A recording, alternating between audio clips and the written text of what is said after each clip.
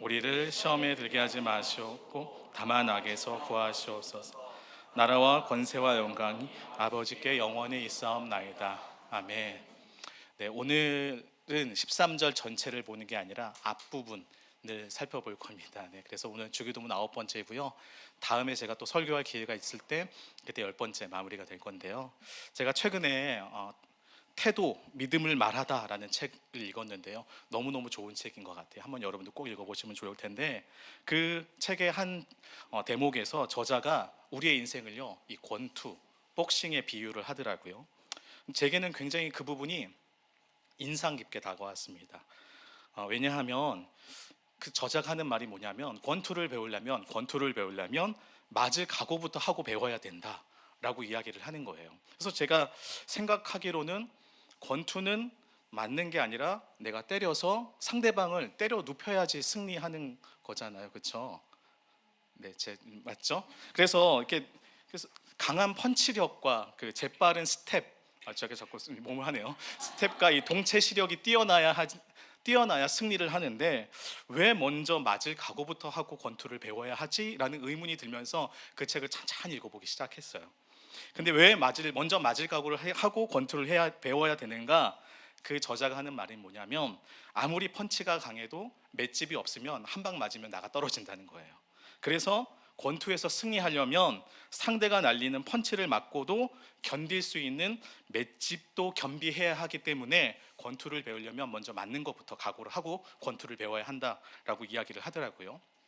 그러면서 저자가 하는 말이 우리의 인생도 이와 같다 라는 말을 했어요. 그래서 우리 인생도 언제 어디서 날아올지 모르는 펀치가 연속적으로 날아오는 것과 같다라고 이야기를 하더라고요. 그래서 우리가 고난과 역경을 만날 때에 이상하게 생각하기보다는 미리 맞을 각오를 하고 사는 게 좋다라고 이야기를 하더라고요. 어떻게 여러분 동의하시나요? 저는 이러한 저자의 말에 굉장히 고개를 끄덕끄덕거리면서 동의를 했어요. 왜냐하면 제가 인생을 많이 산 건 아니지만 우리의 인생은 정말 예측할 수 없는 일들이 많이 발생하기 때문입니다. 제가 최근에 욥기를 이렇게 읽고 있는데요. 여러분, 욥의 인생 참 어려운 인생이잖아요, 그렇죠? 처음에는 뭔가 좀 좋은 것처럼 보여요. 근데 조금 살만하니까 어떤가요? 마구잡이로 날아오는 펀치 때문에 힘듭니다. 그래서 사탄이 하나님께 이렇게 하죠. 욥이 까닭 없이라는 단어가 굉장히 욥기에서는 중요한데, 욥이 까닭 없이 하나님을 경외하겠냐고, 하나님께서 복을 이만큼 주셨으니까 욥이 하나님 경외하는 거 아니냐고, 그러면서 하나님께 욥을 시험해 보겠다고 하죠. 그래서 막 사탄이 그때부터 이제 펀치를 날리기 시작하는 겁니다. 욥이 굉장한 어려움 가운데 빠지게 되는 거죠. 그런데 원수만 그렇게 괴롭힐 뿐만 아니라 또 누가 자꾸 옆에서 잽을 이렇게 날리나요? 친구들이 잽을 날려요. 자꾸 욥이 네가 죄를 지었기 때문에 이렇게 혼나는 거 아니냐고, 진짜 막 살살 긁는 것처럼 막 열받게, 진짜 보다가 열받거든요. 막 열받게 욥을 막 긁는 거예요. 그러면서 욥을 죄인이라고 규정을 하고, 네가 죄를 지었기 때문에 하나님이 너에게 마땅한 벌을 내리시는 거야. 그러니까 너 회개해야 돼 라고 욥기한테 계속 이야기를 하는 거죠. 그처럼 욥은요, 하나님을 믿는다는 이유 때문에 지금 시험을 당하고 있습니다. 오늘 우리는 이제 주기도문의 거의 막바지에 다다랐는데요. 오늘 예수님께서 제자들에게 기도를 가르쳐 주시면서 어떻게 기도하라고 말씀하시는가요? 시험에 들지 않게 기도해야 된다. 그리고 악에서 구해달라는 기도를 너희가 해야 된다라고 예수님이 기도를 가르쳐 주고 있어요. 여러분, 왜 예수님께서 이 주기도문의 마지막 막바지에 이르러서 시험에 들게 하지 마시옵고 우리를 악에서 구해달라고 기도해야 된다고 가르쳐 주셨을까요? 왜냐하면 우리 삶에는, 예수를 믿는 우리의 삶에는 반드시 시험이 찾아오기 때문입니다. 우리가 걸어가는 이 신앙의 여정에는 어떤 형태와 모양일지는 모르겠지만 반드시 시험이 있어요. 근데 여기서 말하는 시험이라는 단어는 헬라어로 이 페이라스모스라는 단어를 쓰는데요. 여기엔 두 가지 의미가 다 담겨져 있습니다. 첫 번째는 이 뜻 안에는 테스트, 그러니까 시험, 여러분 공부하면은 시험 보잖아요. 얼마나 잘했나 못했나 하는 테스트라는 의미가 있고, 두 번째는 템테이션, 유혹이라는 의미도 함께 병행해서 쓰이고 있어요. 근데 그렇다면 우리 좀 생각을 해봐야 됩니다. 여러분, 하나님은 우리를 시험하실까요, 안 하실까요? 네, 어려운 질문인가요? 하나님은요, 우리를 시험하세요. 하나님 우리를 시험하십니다. 그러나 하나님은 우리를요, 유혹하지는 않으세요. 네, 하나님 우리를 유혹하진 않으세요. 그래서 하나님의 시험이라고 생각할 때는 테스트라는 단어를 좀 떠올려 보면 좋을 것 같고요. 다른 원수의 시험을 생각할 때는 템테이션이라는 생각을 하면 좋을 것 같아요. 근데 여러분, 이러한 유혹은 어디로부터 오는가? 외부에서 많이 처음엔 찾아옵니다. 외부라면 어디서부터 오는 걸까요? 악한 마귀, 우리의 원수인 사단으로부터 유혹이 찾아와요. 그런데 원수는 다양한 방법과 다양한 그런 방법을 가지고 우리를 마치 낚시하는 것처럼 하나님의 길에서 우리가 벗어나도록 자꾸 유혹을 하는데요, 원수가 우리를 이렇게 유혹합니다. 외부적인 유혹이 우리에게 찾아와요. 그런데 그 유혹은요, 외적인 것으로 끝나는 게 아니에요. 원수가 우리를 유혹할 때는요, 반드시 그의 동역자를 초대합니다. 그 동역자가 누굴까요?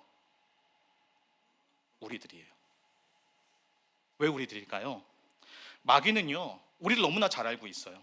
그래서 우리가 얼마나 이기적인 사람인지, 우리가 얼마나 욕심이 많은지 우리를 너무나 잘 알고 있기 때문에 마귀는요, 우리 안에 있는 그 유혹과 욕심과 욕망을요, 굉장히 부추기는 거예요.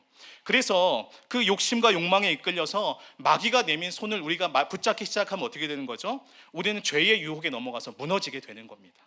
성경은 그래서 우리를 무엇보다 우리의 마음을 잘 지켜야 한다라고 말씀을 하고 있는 것이죠. 저는 오늘 말씀을 살펴보면서 먼저 이 유혹에 대한 것들을 살펴보려고 해요. 여러분, 왜 악한 마귀는 우리를 유혹하려고 하는 것일까요? 왜 우리에게는 유혹이 찾아올까요? 이것을 좀 생각해 보려면 유혹의 원조 사건이 있어요. 원조격인 사건, 어떤 사건일까요? 선악과 사건을 먼저 살펴봐야 합니다. 여러분, 태초에 하나님께서는요, 온 천지를 만물을 창조하셨습니다. 그리고 그 창조의 절정에 누구를 창조하셨나요? 네, 인간, 사람을 창조하셨어요. 근데 그 사람은 누구를 닮아 창조되었죠? 네, 하나님의 형상을 닮아 창조되었습니다. 그렇게 하나님의 형상을 닮아 창조된 인간에게 하나님은 어떠한 명령을 내리셨나요? 네, 지금 성경 공부 시간 같죠? 생육하고 번성하고 땅에 충만하라, 땅을 다스리라고 이야기했어요. 이것은요, 하나님께서 우리에게 이 창조 사건과 우리에게 명령하신 이 사건은요, 우리의 정체성과 부르심에 대한 이야기예요. 먼저 우리는 하나님의 형상을 닮아서 창조된 자들입니다. 따라서 우리의 정체성은요, 하나님과의 관계 안에서만 발견될 수 있어요. 그래서 우리는 어떻게 불리냐? 우리는 하나님의 자녀일 뿐만 아니라 하나님께 속한 백성들이다라고 이야기를 하는 것이죠. 또한 우리의 부르심은 무엇이냐면 세상을 경영하는 거예요.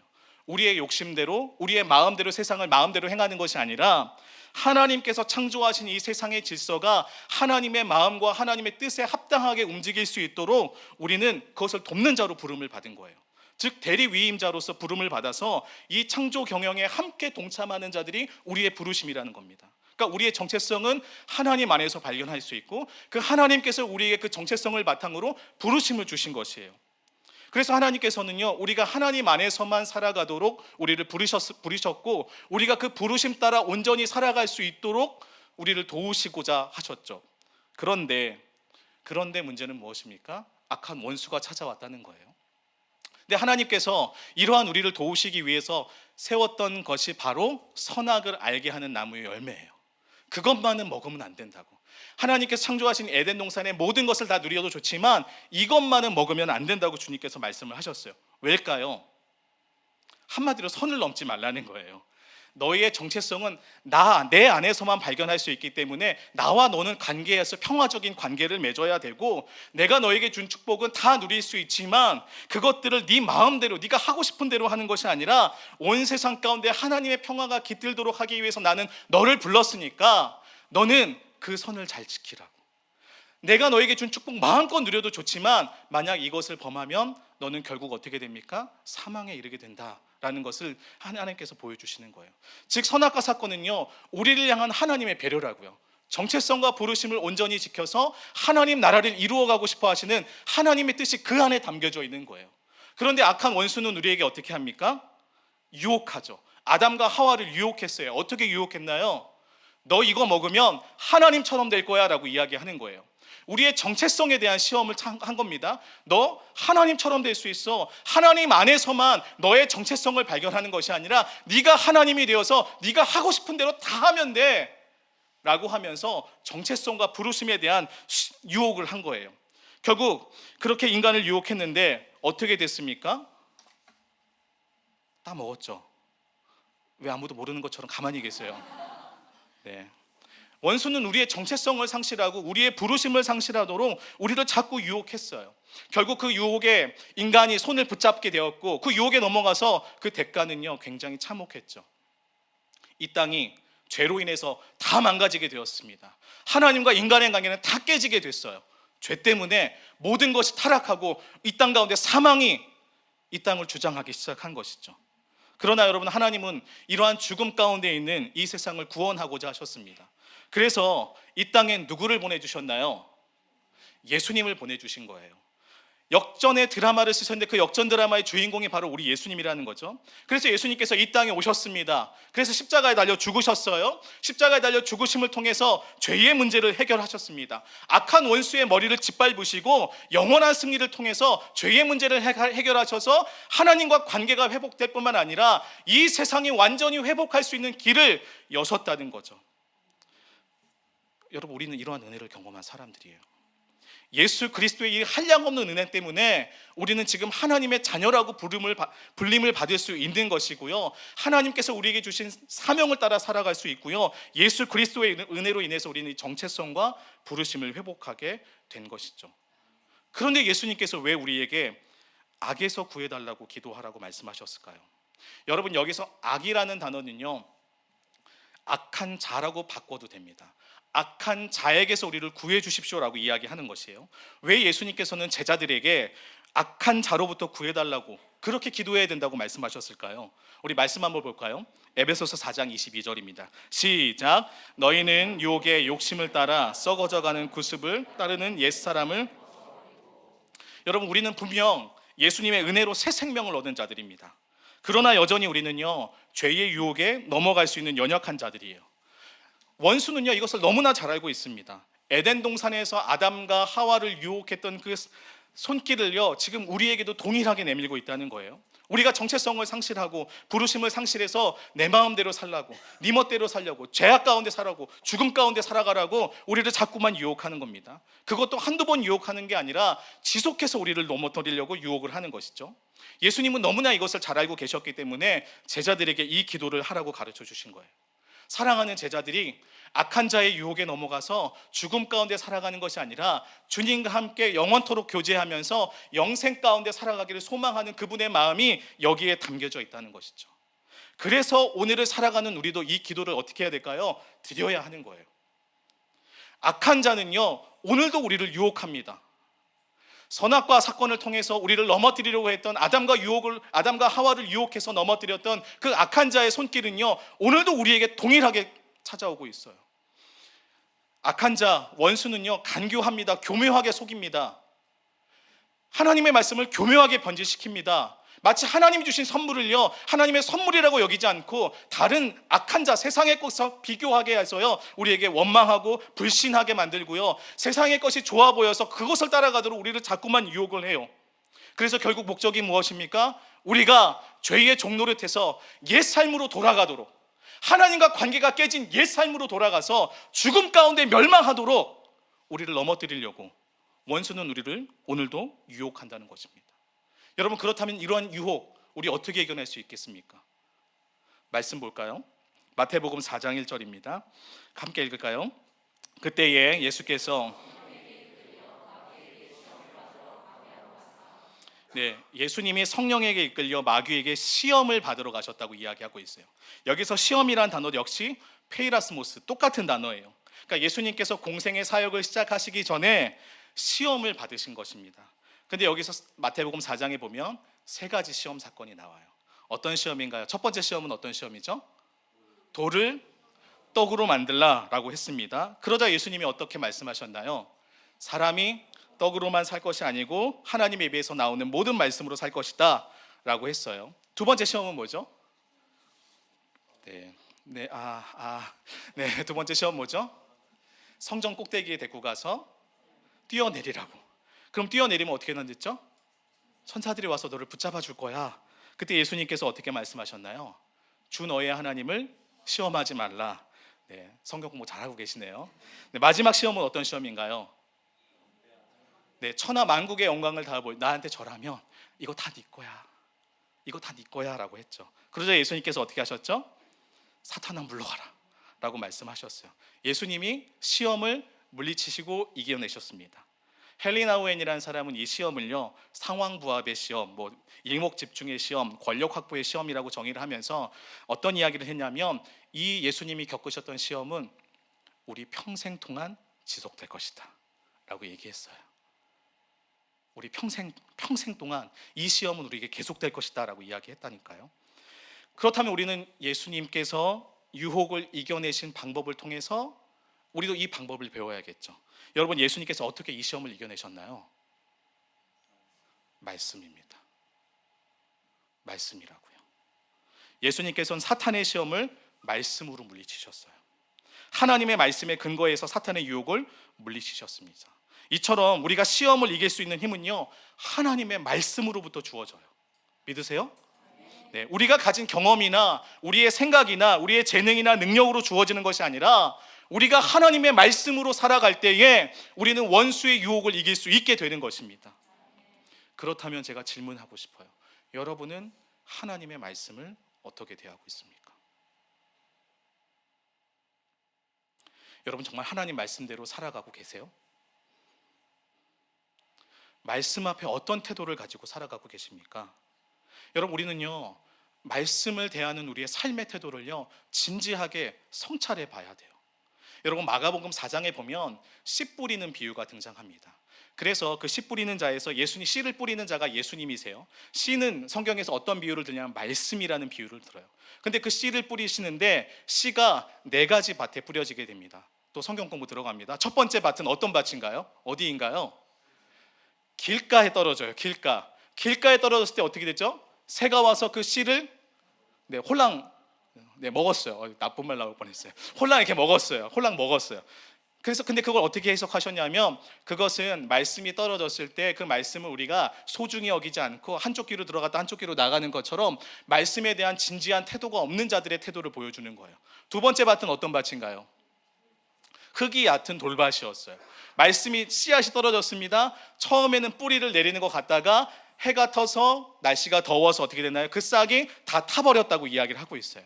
이 말씀은 어떤 의미냐면, 결국 말씀을 처음에는 기쁘게 들어요.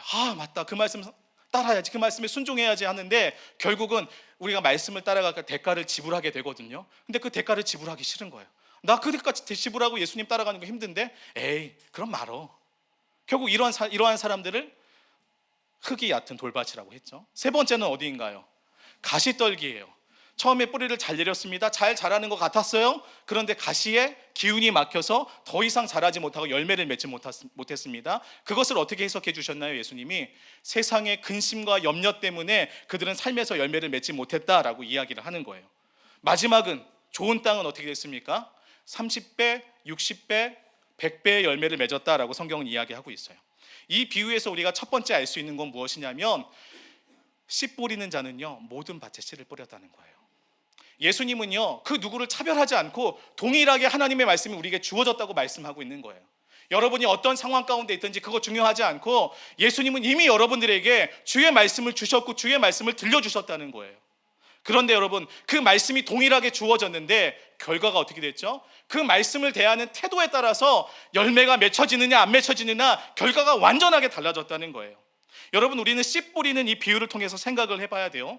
과연 나는 지금 하나님 말씀 앞에서 어떤 삶을 살아가고 있는지, 정말 길가처럼 내 자아가 너무 강해서, 내 생각이 너무 강해서 하나님이 말씀하셨음에도 불구하고 그것을 그냥 거절하고 있는 것은 아닌지, 흙이 얕은 돌밭처럼 처음에는 말씀을 기쁘게 들었지만 내 삶에 정말 주님을 예수님의 제자로 따라가야 하는데 마땅한 대가를 지불해야 함에도 불구하고 그거 싫어서, 그거 힘드니까 포기하고 있지는 않은지, 가시떨기처럼 주님의 말씀 따라 살아가겠다고 하지만 세상의 근심과 염려와 걱정이 너무 많아서 거기에 내 마음을 온통 빼앗겨 버리고 하나님께 집중하지 않고 말씀에 집중하지 않고, 그 문제를 먼저 해결하는 게 우선이겠구나라고 세상을 따라가는 것처럼 내가 살아가고 있지는 않은지, 정직하게 여러분 우리 삶을요 돌이켜봐야 하는 거예요.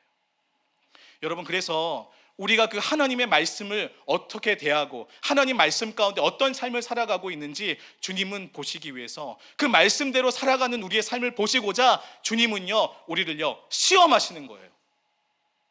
유혹하시는 게 아니라 우리를 시험하신다니까요.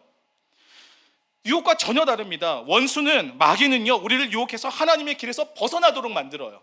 죽음 가운데, 사망 가운데 걸어가게 하는 것이지만 하나님이 시험하시는 목적은 무엇입니까? 우리가 그 말씀 앞에 순종하여 하나님의 사람으로 온전히 살아갈 수 있도록 도우시는 훈련이라는 거예요. 이 모습이 어디서 발견될 수 있습니까? 말씀 읽어볼까요? 창세기 22장 1절입니다. 창세기 22장 1절 같이 읽어보겠습니다. 그 일 후에 하나님이 아브라함을 시험하시려고 그를 부르시되 아브라함아 하시니 그가 이르되 내가 여기 있나이다. 여러분, 창세기 22장은 어떤 시험일까요? 하나님이 아브라함을 시험하시는데 아브라함에게 가장 소중했던 그 아들 이삭을요, 번제로 바치라고, 제물로 바치라고 하나님께서 말씀하셨어요. 그때 아브라함이 어떻게 했나요? 길가처럼 에이, 그건 이상한 생각일 거야, 주님 말씀 아닐 거야. 아니면 흙이 얕은 돌밭처럼 처음에는 네, 순종하겠습니다. 아, 근데 고민해 보니까 얘 너무 귀한데, 백세에 얻은 나의 너무 사랑하는 아들인데 안 되겠네. 아니면 가시떨기처럼 걔를 어떻게 죽여야 되지? 걔를 죽이러 가다가 걔가 나를 반항해서 날 때리면 어떡하지? 뭐 이런 고민하다가 멈췄었나요? 아니에요. 아브라함은요, 순종의 걸음을 걸어갔어요. 시험을 통과했습니다. 그랬더니 어떤 일이 발생했나요? 여호와 이레 하나님을 만난 거예요. 말씀에 순종하니 하나님을 만나고 하나님을 알아가게 된 것입니다. 하나님이 그래서 아브라함과 맺은 언약 가운데 아브라함이 그 언약대로 살아갈 수 있도록 인도하시고 도우시는 것을 경험한 거죠. 이처럼 여러분, 하나님의 시험은요, 우리를 온전케 하는 시험이에요. 우리를 하나님의 사람으로 빚는 하나님의 손길이 그 안에 담겨져 있다는 것을 기억해야 됩니다. 우리는 하나님의 시험을 통해서 우리의 정체성을, 우리의 부르심을 확인할 수 있고요, 온 세상을 회복하시고자 하는 하나님의 뜻도 그 안에서 발견할 수 있게 되는 것이죠. 궁극적으로 하나님이 우리를 통치하셔서 우리와 함께 하고자 하는 그 하나님의 궁극적인 마음을 우리가 배워나가게 되는 것입니다. 이처럼 예수님은요, 우리가 시험에 들지 않고 악한 자의 손에서 벗어나서 하나님의 통치 가운데 살아가기를 간절히 원하고 계시는 겁니다. 그래서 오늘 본문의 내용 6장 13절의 내용은요, 마태복음 6장 11절과 짝을 이루어서 살펴봐야 돼요. 여러분, 11절의 내용이 뭔지 아세요? 예수님이 기도를 가르쳐 주셨을 때 나라가 임하시오며 라고 기도하라고 말씀하셨어요. 하나님의 나라가 임하는 것과 시험에 들지 않고 악한 자에게서 구하는 것과 동일한 짝을 이루어서 우리는 기도해야 된다고 말씀하는 겁니다. 여러분, 악한 자의 손에서 벗어나는 것이 곧 하나님의 손 아래 거하는 것을 의미하기 때문인 거예요. 그래서 우리는요, 하나님 나라가 임하길 함께 기도해야 하는 것입니다. 여러분, 그렇다면 하나님 나라가 임하는 기도는 어떤 의미가 있나요? 여러분, 하나님 나라가 임한다는 것은요, 나의 나라가 끝장나는 거예요. 내가 주인 되어서 내 마음대로 살아가고 싶었던 그 나라가 이제는 끝이 나고 하나님의 주인 되심에 겸손히 순복하는 것, 그것이 하나님 나라를 경험하는 사람들입니다. 내 자아가 죽고 예수 그리스도께 사는 것. 그래서 여러분, 하나님 나라가 임하는 기도는요, 결국 어떤 것을 의미할까요?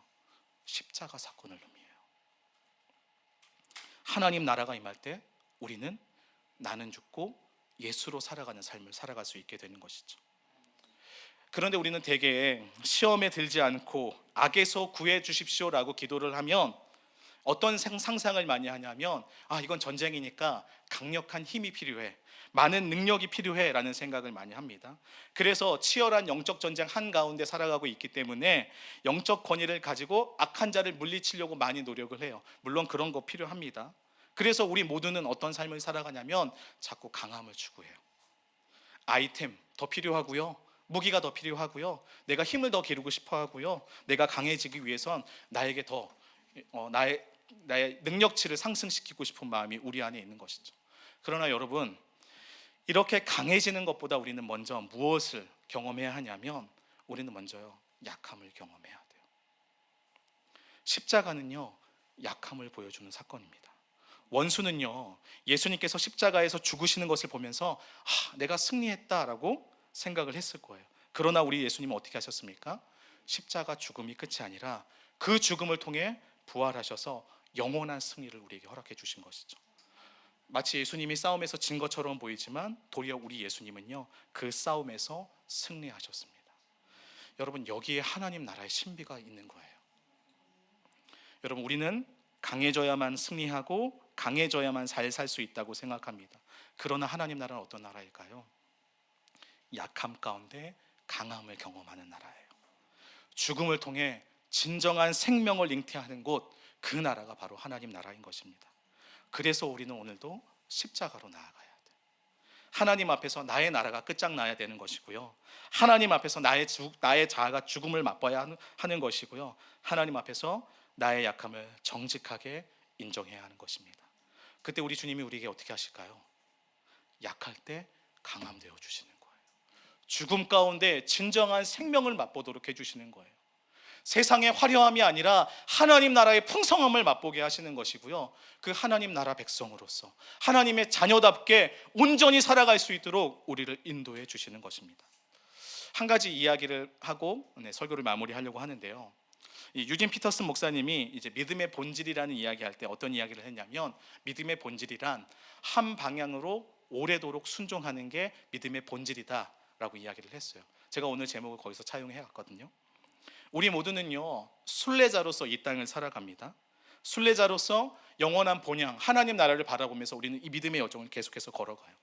그런데 이런 순례 여정을 걸어갈 때 이 믿음의 여정을 잘 걷고 계신 분들이 계세요. 제 눈에는 제가 굉장히 존경스러운 분들인데요, 누구냐면 바로 오랜 기간 동안 기도의 자리를 지켜오신 권사님들의 모습에서 제가 그 모습을 발견해요. 권사님들의 사랑을 막 독차지하고자 막 아부하는 멘트 아니라요, 정말로 그래요. 저희 어머니 보면 제가 배웠거든요. 저희 어머님도요, 눈이 오나 비가 오나 날씨가 추우나 더우나 그거 상관하지 않고 늘 기도의 자리 지키셨어요. 그래서 제가 목사지만 제가 오랜 기간 기도의 자리를 지키신 저희 어머니의 영성을 제가 따라가지 못합니다. 이름만 목사지 사실 영성은 저희 어머니가 더 있어요. 그래서 어머니 앞에 가면 제가 깨갱하죠. 권사님들 보면 제가 사실은 이렇게 주눅이 들어요. 겉으로는 네 그러시죠 막 이렇게 하지만 사실은 제가 숙이고 들어갑니다. 왜요? 이분들이 오랫동안 자리 지켰던 그 기도의 자리 때문에. 근데 여러분, 그 기도의 자리에서 어떤 기도를 제일 많이 드릴까요? 그분들이 어떤 기도를 제일 많이 드리실 것 같아요? 제가 저희 어머니 보면서 배운 건 이거예요. 띄워주실래요? 주여, 이 죄인을 불쌍히 여겨주십시오. 주여, 이 죄인을 불쌍히 여겨주십시오. 이 기도 제일 많이 드리시더라고요. 그 기도의 자리에서 하나님의 은혜가 얼마나 큰지, 나 같은 죄인을 살려주신 그분의 은혜가 얼마나 귀한지 날마다 마음속에 새기시면서 지금까지 걸음을 인도하셨던 것 자체가 얼마나 큰 은혜이고 감사인지 아시기 때문에 주의 긍휼을 구하시더라고요. 여러분, 저는 이것이 바로 오랜 기간 이분들이 기도의 자리를 지킬 수 있었던 이유이고, 누구보다 주님의 마음을 가장 잘 헤아려서 순종의 길로 걸어갈 수 있었던 이유라고 생각해요. 악한 원수 마귀는요, 오늘도 우리가 주님을 따라가지 못하도록 유혹할 것입니다. 생명의 길에서 벗어나 죽음의 길로 걸어가도록 우리를 넘어뜨리려고 자꾸만 노력할 거예요. 그러나 여러분, 우리 하나님은 어떤 분이신가요? 악한 마귀로 원수로부터 우리를 지키시는 분이십니다. 때로는 넘어지죠. 때로는 넘어질 때 우리를 어떻게 하시나요? 다시 손잡아 일으켜 주시는 분이세요. 신실하신 하나님께서 우리와 함께 계시기 때문에 여러분, 우리는요, 이 믿음의 여정을 걸어갈 수 있는 것입니다. 그래서 여러분, 우리가 한 방향으로 오래도록 순종하는 거 잘 배워나가야 돼요. 근데 잘 될까요? 잘 안 되시잖아요. 저도 잘 안 돼요. 자꾸 눈을 옆으로 돌리고요, 어디가 더 편한 길이지? 어디가 더 좋은 길이지? 좋은 곳이지? 자꾸 눈이 돌아가더라고요. 쉽지 않아요. 원수의 유혹에 자꾸 넘어질 때도 있어요. 근데 괜찮아요. 제가 드리고 싶은 말은 괜찮아요. 다시 일어서시면 돼요. 주님이 우리를 일으켜 주신다니까요. 그래서 여러분, 포기하지 마십시오. 실패하더라도 절대로 포기하지 마십시오. 다시 일어나 순종의 길로 걸어가시기를 바랍니다. 우리가 그렇게 나아갈 때에 주님은요, 우리를 도우실 거예요. 우리를 끝까지 붙잡아 주실 것입니다. 여러분, 그 하나님 신뢰하셨으면 좋겠습니다. 그 하나님 신뢰함으로 오늘도 이 기도, 하나님 나라가 임하시고 주님 우리를 시험에 들게 하지 마시고 악한 자에게서 구원해 주십시오라고 기도하면서 이 믿음의 여정, 순례 여정 끝까지 걸어나가는 우리 모두가 되었으면 좋겠습니다.